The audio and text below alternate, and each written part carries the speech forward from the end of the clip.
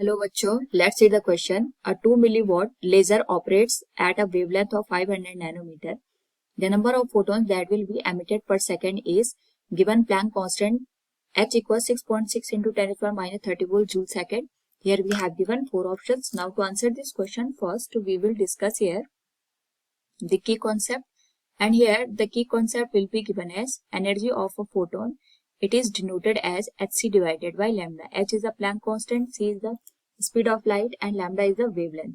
तो यहाँ पे अगर हम बात करें क्वेश्चन में, तो हमारे पास एक लेजर है जो कि ऑपरेट हो रहा है वेवलेंथ 500 नैनोमीटर पे.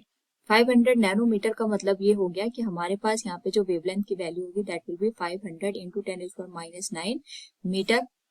यहाँ पे हमारे पास जो पावर है इट इज 2 मिलीवॉट. 2 मिलीवॉट का मतलब हो गया ये बन जाएगा 2 इंटू 10⁻³ वॉट के बराबर.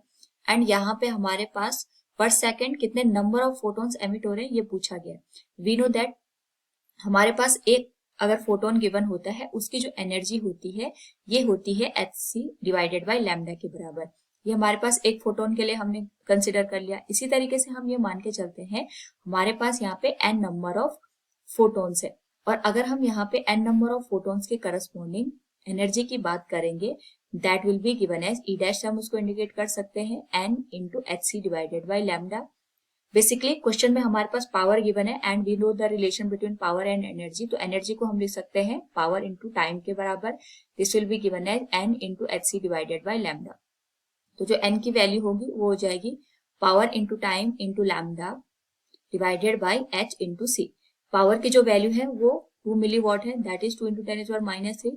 टाइम 1 सेकेंड हमें गिवन है. लैम्डा 500 नैनोमीटर है, दैट इज 500 इंटू 10⁻⁹.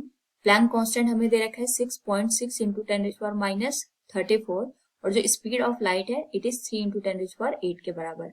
नाउ अगर हम इस होल वैल्यू को यहाँ पे सॉल्व करें तो वी कैन से हमारे पास जो नंबर ऑफ फोटोन्स निकल के आएंगे पर second that will be given as 1000. ये हमारे पास न्यूमरेटर का टर्म हो जाएगा multiplied with 10⁻12 divided by 19.8 into 10⁻26. Solve करेंगे तो अप्रोक्सीमेट अगर हम इसको वैल्यू पुट करके लिखें तो ये आ जाएगा 5 इंटू 10⁻15 के बराबर. तो इतने नंबर ऑफ फोटोन्स एंड इस पर्टिकुलर केस में. So from the given option we can say here option third will be the right answer. Hope all understood it. Thank you and best of luck.